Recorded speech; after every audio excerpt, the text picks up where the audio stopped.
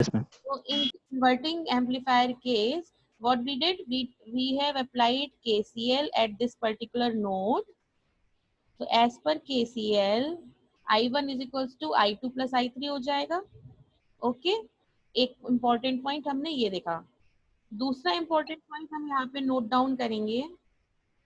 Second important point is कि हमने इससे फर्स्ट क्लास में, इससे लास्ट क्लास में क्या देखा था कि these two potentials are equal.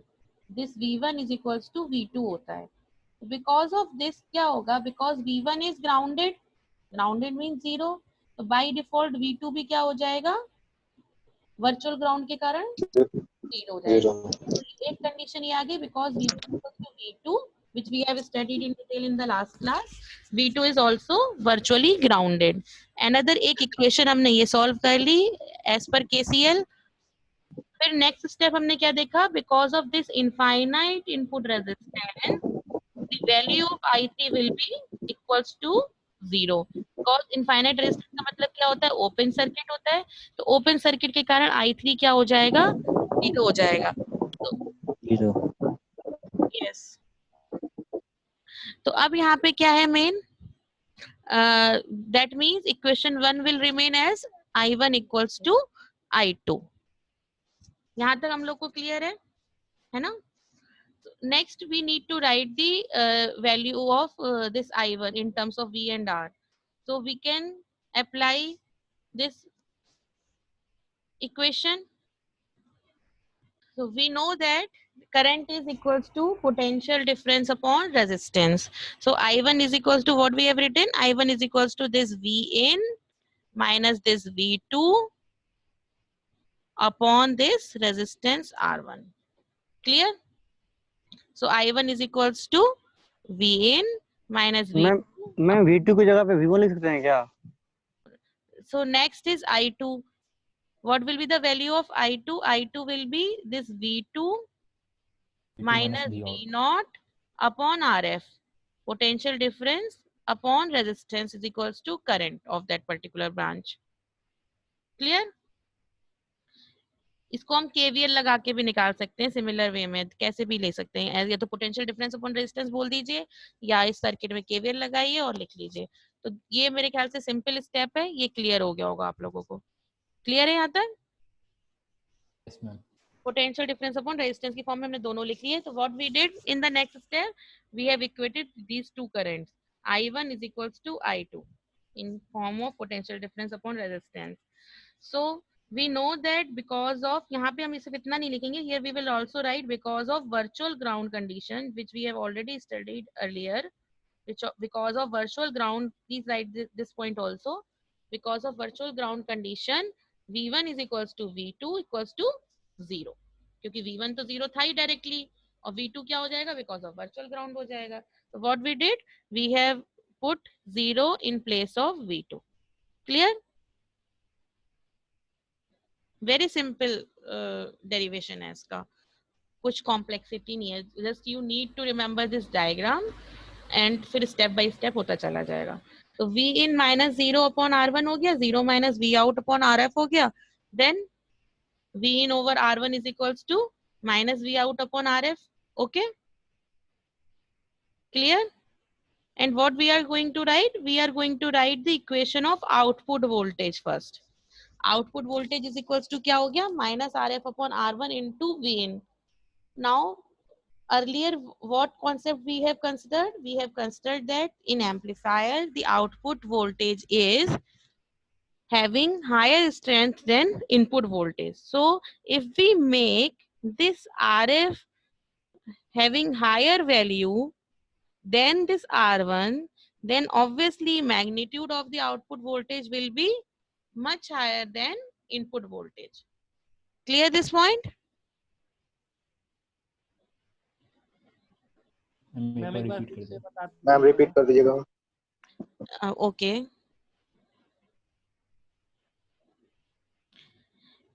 ये एक्सप्रेशन आया, ये सबको समझ में आ गया. Minus RF upon R1 into V इन क्या होता है, V out for the inverting amplifier case. यहाँ तक क्लियर है सबको?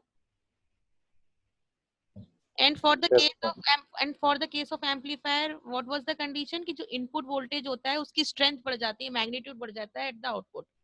ये हमने इनिशियली पढ़ा है कि एम्पलीफायर का मतलब होता है to enhance the magnitude of the input signal. तो अगर मैं वैल्यू जब सर्किट को यूज करूं, if we take this RF by having higher value than R1, तो obviously मैग्नीट्यूड बढ़ जाएगा ना V आउट का। For example RF upon R1 की रेशियो आ जाए 50 फॉर एग्जाम्पल, तो ऑब्वियसली जो मेरा V आउट होगा वो क्या हो जाएगा, वो 50 टाइम्स V इन हो जाएगा, मतलब एम्पलीफाई हो जाएगा। बस इतना सा स्टेप मैंने बताया। लेकिन अब यहाँ एक बहुत इंपॉर्टेंट पैरामीटर आ रहा है समझने के लिए, this sign, this minus sign, this minus sign. What this minus sign is representing actually, this we should understand. Can anyone tell me? For the case of inverting amplifier, we are getting this minus sign also.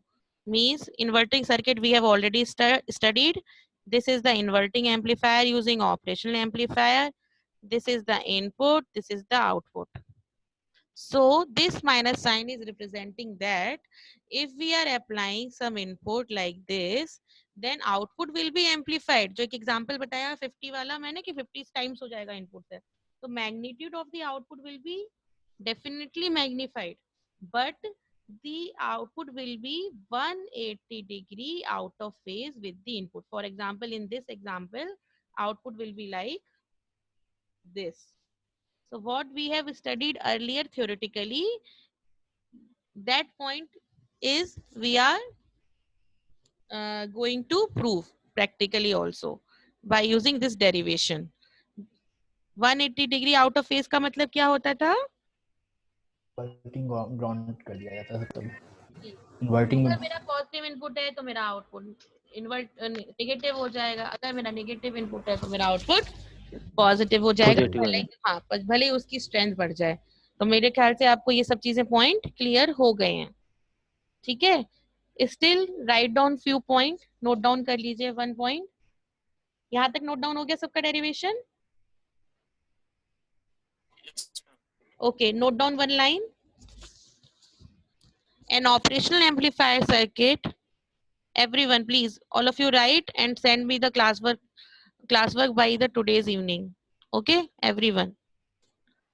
An op-amp circuit that produces an op-amp circuit that produces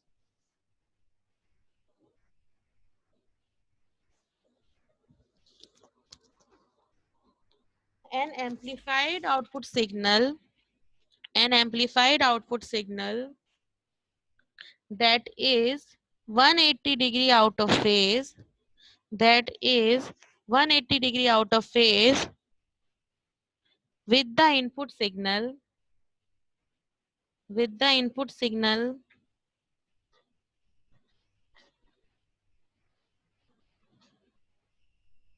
is known as inverting amplifier, is known as inverting amplifier.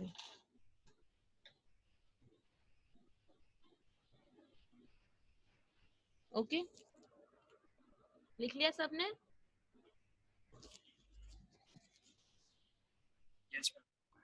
Next point. अच्छा, theory जब भी हम लिखेंगे ना, ज्यादा theory नहीं आती electronics में, बहुत स्मॉल पॉइंट्स में आती है। रिपीट के लिए मैं अभी रिपीट करती हूँ, स्मॉल पॉइंट्स में आती है। जब मैं नेक्स्ट पॉइंट बोलूँ तो please theory point wise note करिए। पॉइंट वाइज नोट करने से थ्योरी से बहुत हमारा एडवांटेज क्या होता है, we score good marks in examination. भले ही हमें कुछ आता है तो हम पूरा पैराग्राफ लिख देते हैं एक साथ, कहाँ से लाइन शुरू हो रही है कहाँ खत्म हो रही है, तो मार्किंग जब होती है तो बहुत एक मतलब रैंडम मार्किंग होती है कि हाँ ठीक है, एवरेज मार्किंग हो जाती है। लेकिन अगर हमें टॉपिक क्लियर है और हमको आता है तो मैं ऑलवेज प्रेफर करती हूँ और बताती हूँ अपने स्टूडेंट्स को कि always right the theory in short points. कि पहला पॉइंट मैंने बोला 1 2 3 4 नहीं करना है, you can use any bullet. Bullet सबको पता है, पीपीटी में बुलेट होता है, पीपीटी जैसे आप मेरी भी देखते हो तो बुलेट्स होते हैं, या तो आप कोई भी सिंबल जिसके लिए, जो कोई बच्चे स्टार बनाते हैं, कोई बच्चे डॉट बनाते हैं, कोई एरो बनाते हैं, 1 2 3 4 नहीं लिखना है बस यहाँ पे।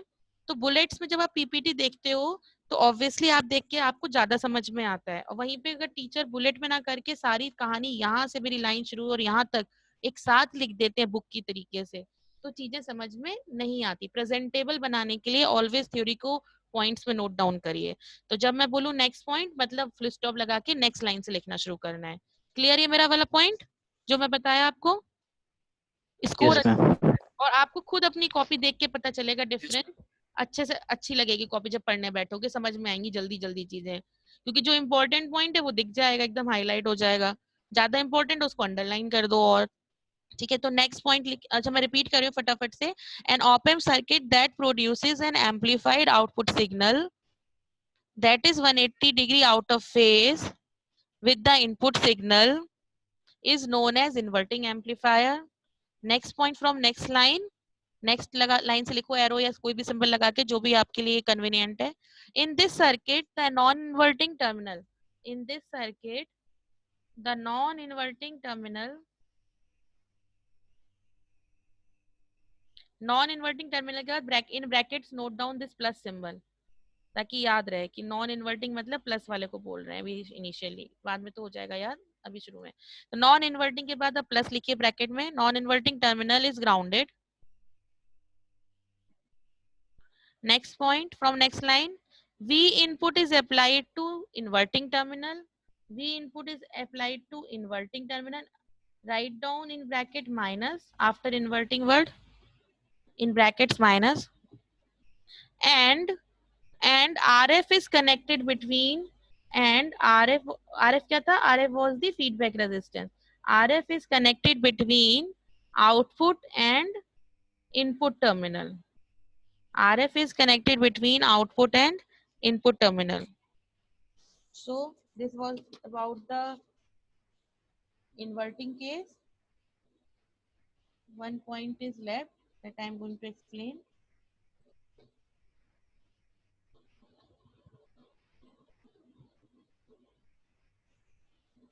तो यहाँ पे एक इम्पॉर्टेंट पॉइंट है टू रिमेम्बर, क्या कि अभी मेरा ये आया V out is equals to minus R F upon R one equals to V in. तो ये क्या हो गया, मेरा आउटपुट वोल्टेज हो गया किसके लिए? इन्वर्टिंग केस के लिए। कैसे पता चला? माइनस आ रहा है साइन, तो ये माइनस रिप्रेजेंट कर रहा है हमारा कि आउटपुट इज इन्वर्टेड। इन्वर्टेड तो मतलब हिंदी में बोलेंगे तो उल्टा या रिवर्स, इंग्लिश में अगर बोलते हैं हम सिनोनिम।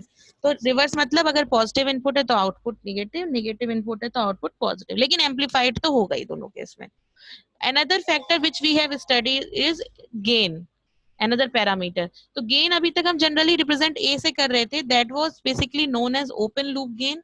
ओपन लूप गेन क्या होता है? जब आउटपुट का टर्मिनल इनपुट से कनेक्टेड ना हो तो उसको ओपन लूप गेन कहते हैं। यहाँ पे वोल्टेज गेन हम ए वी से रिप्रेजेंट करते हैं जनरली। तो वोल्टेज गेन क्या होता है? V not upon V in, always voltage gain is always V not upon V in.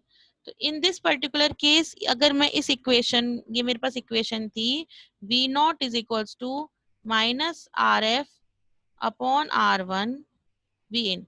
This formula will be used in later classes when we will solve the numericals actually. So what it will become? V naught upon V in can be written as minus RF upon R1. Yes, minus RF upon R1.